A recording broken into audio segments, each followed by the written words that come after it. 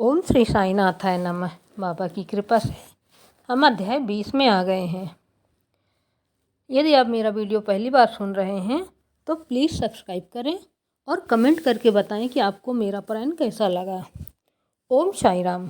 अध्याय 20 विलक्षण समाधान। श्री काका साहब की नौकरानी द्वारा श्री दासगढ़ू की समस्या का विलक्षण समाधान। अद्वितीय शिक्षा पद्धति ईशोपनिषद की शिक्षा। श्री काका साहब की नौकरानी द्वारा दासगढ़ू की समस्या किस प्रकार हल हुई, इसका वर्णन हेमंत पंत ने इस अध्याय में किया है। प्रारंभ। श्री साईं मूलतः निराकार थे, परंतु भक्तों के प्रेमवश ही वे साकार रूप में प्रकट हुए। माया रूपी अभिनेत्री की सहायता से इस विश्व की बृहत नाट्यशाला में उन्होंने एक महान अभिनेता के सदृश अभिनय किया।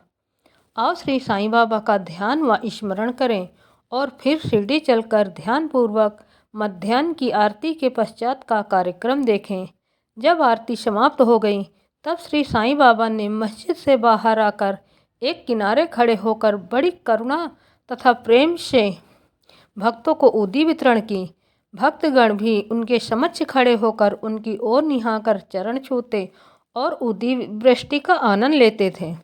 बाबा दोनों हाथों से भक्तों को ऊदी देते और अपने हाथ से उनके मस्तक पर ऊदी का टीका लगाते थे।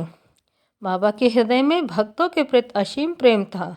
वे भक्तों को प्रेम से संबोधित करते, ओ भाऊ, अब जाओ भोजन करो। अपना अन्ना, तुम भी अपने घर जाओ। बापू, तू भी अपने घर और जा और भोजन कर। इसी प्रकार वे प्रत्येक भक्त से संभाषण करते और उन्हें घर लौटाया करते थे। आहा, क्या दिन थे वे, जो अस्त हुए तो ऐसे कि फिर इस जीवन में कभी न मिले। यदि तुम कल्पना करो तो अभी भी उस आनंद का अनुभव कर सकते हो। अब हम साईं की आनंदमयी मूर्ति का ध्यान कर नम्रता, प्रेम और आदर पूर्वक उनकी चरण वंदना कर इस अध्याय की कथा आरंभ करते हैं। ईशोपनिषद। एक समय श्री दासगढ़ू ने ईशोपनिषद पर टीका ईशावास्य भावार्थ बोधनी लिखना प्रारंभ किया। वर्णन करने से पूर्व इस उपनिषद का संक्षिप्त परिचय भी देना आवश्यक है। इसमें वैदिक संहिता के मंत्रों का समावेश होने के कारण इसे मंत्रोपनिषद भी कहते हैं और साथ ही इसमें यजुर्वेद के अंतिम 40वें अध्याय का अंश सम्मिलित होने के कारण यह वाजसनेयी यजुर संहितोपनिषद के नाम से भी प्रसिद्ध है। वैदिक संहिता के समावेश होने के कारण इसे उन अन्य उपनिषदों से अपेक्षा श्रेष्ठ माना जाता है जो कि ब्राह्मण और आरण्यक अर्थात मंत्र और धर्म, इन विषयों के विवरणात्मक ग्रंथ की कोटि में आते हैं। इतना ही नहीं, अन्य उपनिषद तो केवल ईशोपनिषद में वर्णित गूढ़ तत्वों पर ही आधारित टीकाएं हैं। पंडित सावतेलेकर द्वारा रचित बृहदारण्यक उपनिषद एवं ईशोपनिषद की टीका प्रचलित टीकाओं में सबसे श्रेष्ठ मानी जाती है। Professor R.D. नारायण का कथन है कि ईशोपनिषद एक लघु उपनिषद होते हुए भी उसमें अनेक विषयों का समावेश है जो एक साधारण अंतर्दृष्टि प्रदान करता है। इसमें केवल 18 श्लोकों में ही आत्म तत्व वर्णन, एक आदर्श संत की जीवनी जो आकर्षण और कष्टों के संसर्ग में भी अचल रहता है, कर्मयोग के सिद्धांतियों का प्रतिबिंब जिसका बाद में सूत्रीकरण किया गया तथा ज्ञान और कर्तव्य के पोषक तत्वों का वर्णन है जिसके अंत में आदर्श, चमत्कारिक और आत्म संबंधी गूढ़ तत्वों का संग्रह है। इस उपनिषद के संबंध में संक्षिप्त परिचय से स्पष्ट है कि इसका प्राकृत भाषा में वास्तविक अर्थ सहित अनुवाद करना कितना दुष्कर कार्य है। श्री दासगढ़ू ने ओबी छंदों में अनुवाद तो किया, परंतु उसके सार तत्व को ग्रहण न कर सकने के कारण उन्हें अपने कार्य से संतोष न हुआ। इस प्रकार असंतुष्ट होकर उन्होंने कई अन्य विद्वानों से शंका निवारणार्थ परामर्श और वाद विवाद भी अधिक किया, परंतु समस्या पूर्वत जटिल ही बनी रही और संतोषजनक अर्थ करने में कोई भी सफल न हो सका। इसी कारण श्री दासगढ़ू बहुत ही असंतुष्ट हुए। केवल सद्गुरु ही अर्थ समझाने में समर्थ। यह उपनिषद वेदों का महान विवरणात्मक सार है। इस अस्त्र के प्रयोग से जन्म मरण के बंधन छिन्न भिन्न हो जाता है और मुक्ति की प्राप्ति होती है। अतः श्री दासगणु को विचार आया कि जिसे आत्म साक्षात्कार हो चुका हो, केवल वही इस उपनिषद का वास्तविक अर्थ कर सकता है। जब कोई भी उनकी शंका का निवारण न कर सका तो उन्होंने शिरडी जाकर बाबा के दर्शन करने का निश्चय किया। जब उन्हें शिरडी जाने का शुभ अवसर प्राप्त हुआ तो उन्होंने बाबा से भेंट की और चरण वंदना करने के पश्चात उपनिषद में आई कठिनाइयाँ उनके सामने रखकर उनसे हल करने की प्रार्थना की। श्री साईं बाबा ने आशीर्वाद देकर कहा, चिंता करने की कोई आवश्यकता नहीं है, उसमें कठिनाई ही क्या है। जब तुम लौटोगे तो विले पार्लग में काका दीक्षित की नौकरानी तुम्हारी शंका का निवारण कर देगी। उपस्थित लोगों ने जब ये वचन सुने तो वे सोचने लगे कि बाबा तो केवल विनोद ही कर रहे हैं और कहने लगे कि क्या एक अशिक्षित नौकरानी भी ऐसी जटिल समस्या हल कर सकती है। परंतु दासगणु को तो पूर्ण विश्वास था कि बाबा के वचन कभी असत्य नहीं हो सकते, क्योंकि बाबा के वचन तो साक्षात ब्रह्मा वाक्य ही है। काका की नौकरानी। बाबा के वचनों में पूर्ण विश्वास कर वे शिरडी से विले पार्ला बम्बई के उपनगर में पहुंचकर काका दीक्षित के यहाँ ठहरे।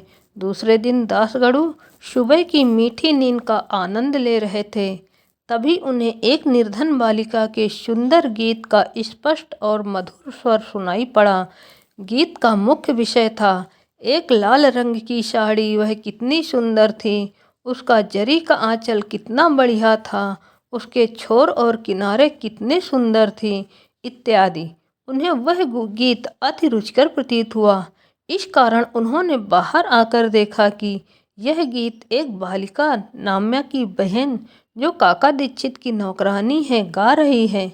बालिका बर्तन मांज रही थी और केवल एक फटे कपड़े से तन ढके हुए थी। इतनी दरिद्र परिस्थिति में भी उसकी प्रसन्न मुद्रा देखकर श्री दासगणु को दया आ गई और दूसरे दिन श्री दासगणु ने श्री M.V. प्रधान से उस बालिका को एक उत्तम साड़ी देने की प्रार्थना की। जब राव बहादुर M.V. प्रधान ने उस बालिका को एक धोती का जोड़ा दिया, तब एक क्षुधा पीड़ित व्यक्ति को जैसे भाग्यवश मधुर भोजन प्राप्त होने पर प्रसन्नता होती है, वैसे ही उसकी प्रसन्नता का पारावार न रहा। दूसरे दिन उसने नई साड़ी पहनी और अत्यंत हर्षित होकर सानंद नाचने कूदने लगी एवं अन्य बालिकाओं के साथ वह फुगड़ी खेलने में मग्न रही। अगले दिन उसने नई साड़ी संभालकर संदूक में रख दी और पूर्ववत फटे पुराने कपड़े पहनकर आई, परंतु फिर भी पिछले दिन के समान ही प्रसन्न दिखाई दी। यह देखकर श्री दासगणु की दया आश्चर्य में परिणत हो गई। उनकी ऐसी धारणा थी कि निर्धन होने के ही कारण उसे फटे चिथड़े कपड़े पहनने पड़ते हैं, परंतु अब तो उसके पास नई साड़ी थी जिसे उसने संभाल कर रख लिया और फटे कपड़े पहनकर भी उसी गर्व और आनंद का अनुभव करती रही। उसके मुख पर दुख या निराशा का कोई निशान नहीं रहा। इस प्रकार उन्हें अनुभव हुआ कि दुख और सुख का अनुभव केवल मानसिक स्थिति पर निर्भर है। इस घटना पर गूढ़ विचार करने के पश्चात वे इस निष्कर्ष पर पहुँचे कि भगवान ने जो कुछ दिया है उसी में समाधान वृत्ति रखनी चाहिए और यह निश्चय पूर्वक समझना चाहिए कि वह सब चराचर में व्याप्त है और जो कुछ भी स्थिति उसकी दया से अपने को प्राप्त है वह अपने लिए अवश्य ही लाभप्रद होगी। इस विशिष्ट घटना में बालिका की निर्धनावस्था, उसके फटे पुराने कपड़े और नई साड़ी देने वाला तथा उसकी स्वीकृति देने वाला, वह सब ईश्वर द्वारा ही प्रेरित कार्य था।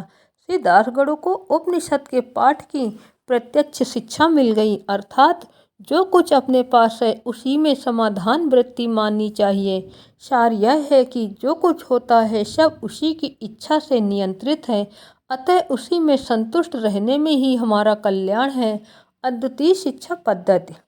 उपयुक्त घटना के पाठकों को विदित होगा कि बाबा की पद्धति अद्वितीय और अपूर्व थी। बाबा शिरडी के बाहर कभी नहीं गए, परंतु फिर भी उन्होंने किसी को मच्छिंद्रगढ़, किसी को कोल्हापुर या शोलापुर साधनाओं के लिए भेजा। किसी को दिन में और किसी को रात्रि में दर्शन दिए, किसी को काम करते हुए तो किसी को निद्रावस्था में दर्शन दिए और उनकी इच्छाएं पूर्ण की। भक्तों को शिक्षा देने के लिए उन्होंने कौन कौन सी युक्तियां काम में लाई, उसका वर्णन करना असंभव है।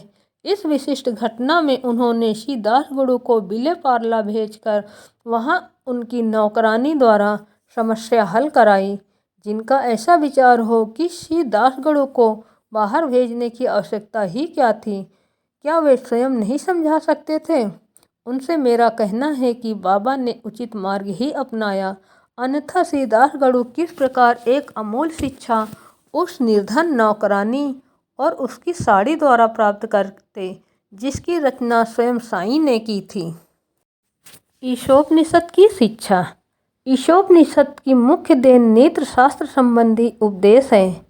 हर्ष की बात है कि इस उपनिषद की नीति निश्चित रूप से आध्यात्मिक विषयों पर आधारित है, जिसका उसमें बृहत रूप से वर्णन किया गया है। उपनिषद का प्रारंभ ही यहीं से होता है कि समस्त वस्तुएं ईश्वर से ओतप्रोत हैं। यह आत्मविषयक स्थिति का भी एक उप सिद्धांत है और जो नीति संबंधी उपदेश उससे ग्रहण करने योग्य है वह यह है कि जो कुछ इस कृपा से प्राप्त है उसमें ही आनंद मनाना चाहिए और दृढ़ भावना रखनी चाहिए कि ईश्वर ही सर्वशक्तिमान है और इसीलिए जो कुछ उसने दिया है वही हमारे लिए उपयुक्त है। यह भी उसमें प्राकृतिक रूप से वर्णित है कि पराये धन की तृष्णा की प्रवृत्ति को रोकना चाहिए। सारांश यह है कि अपने पास जो कुछ है उसी में संतुष्ट रहना, क्योंकि वही ईश्वरेच्छा है। चरित्र संबंधी उपदेश यह है कि कर्तव्य को ईश्वरेच्छा समझते हुए जीवन व्यतीत करना चाहिए, विशेषतः उन कर्मों को जिनको शास्त्र में वर्णित किया गया है।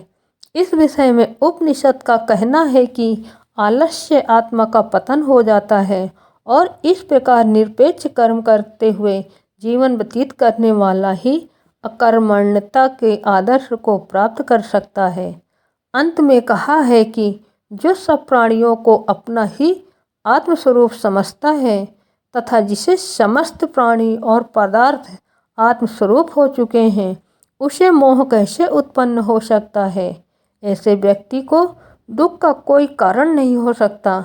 सर्वभूतों में आत्मदर्शन न कर सकने के कारण भिन्न भिन्न प्रकार के शोक, मोह और दुखों की वृद्धि होती है। जिसके लिए सब वस्तुएं इस आत्मस्वरूप बन गई हों, वह अन्य समान मनुष्यों का छिंद्रान्वेषण क्यों करे? श्री सद्गुरु साईनाथार्पणमस्तु। शुभम भवतु। ओम श्री साई यशकाय शिरडी निवासने नमः। बोलो अनंत कोटि ब्रह्मांड नायक राजाधिराज योगी राज पर ब्रह्मा श्री सच्चिदानंद सद्गुरु साईनाथ महाराज की जय। बाबा साईं सबकी भली करें।